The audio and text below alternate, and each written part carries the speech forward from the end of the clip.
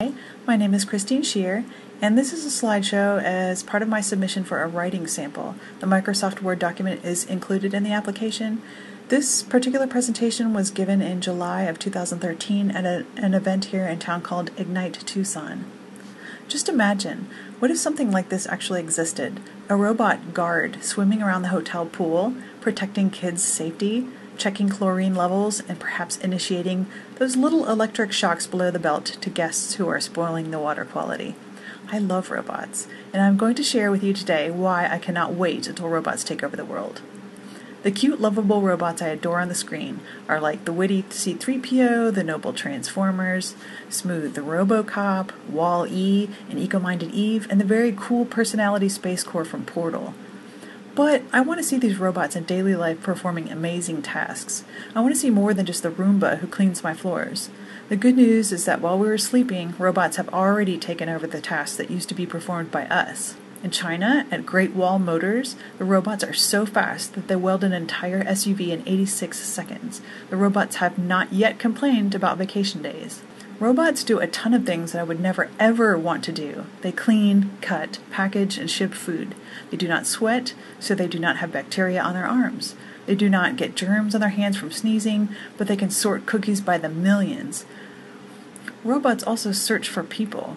After the tragedy of 9/11, Caterpillar robots, equipped with heat sensors and cameras, located trapped persons in the rubble and sent out signals with precise GPS locations to rescue teams.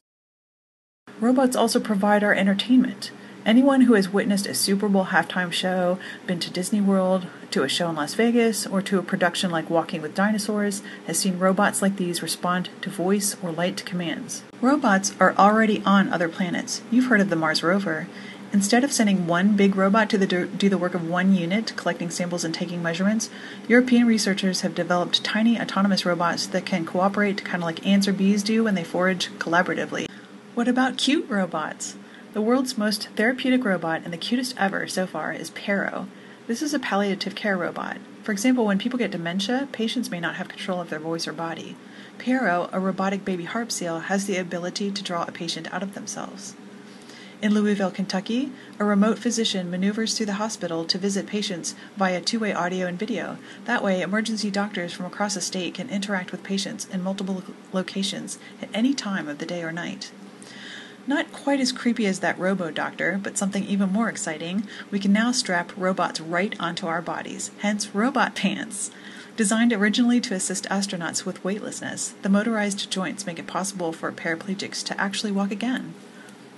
With an onboard computer within a prosthesis, people with above-knee amputations have greater control over walking, stopping, and moving. These robotic knees, termed microprocessor knees, analyze the pressure an amputee places on the legs and can regulate blood pressure, circulation, and fluid levels automatically. Even more amazing are myoelectric prostheses. These are controlled by placing muscle sensors against the skin at the site of amputation. The electric signals generated by the muscle at interfaces with the robotics just by the person thinking. Today, robots can perform programmed tasks and cannot yet think for themselves, but cognitive developmental robots is the next step in robot technology. Self-assembling furniture has the ability to arrange itself and even repair itself. Children naturally respond emotionally to robots. For the Elise project, kids were asked what they wanted from their robot friend. The response? They wanted the robot to play with them, cook for them, and help with their homework, of course. The world's first Arabic-speaking robot, Ibn Sina. Named after an 11th century Islamic philosopher, this guy can recognize faces, converse with people, connect to the internet, and retrieve information. Robots have already taken over the world, but I still cannot wait until robots really take over the world. We once upon a time could not imagine that a machine could wash our clothes for us. We once could not even imagine a day when the telephone was disconnected from the wall. We once fantasized that cars could drive themselves, and now they do. It's illegal in Nevada, by the way, for driverless vehicles to be on the road. When robots take over the world, we will have more time to become ballerinas, full-time musicians, mathematicians, athletes, fashion designers, yoga masters, fan fiction authors, inventors, and scientists. So thank you, and have fun with robots.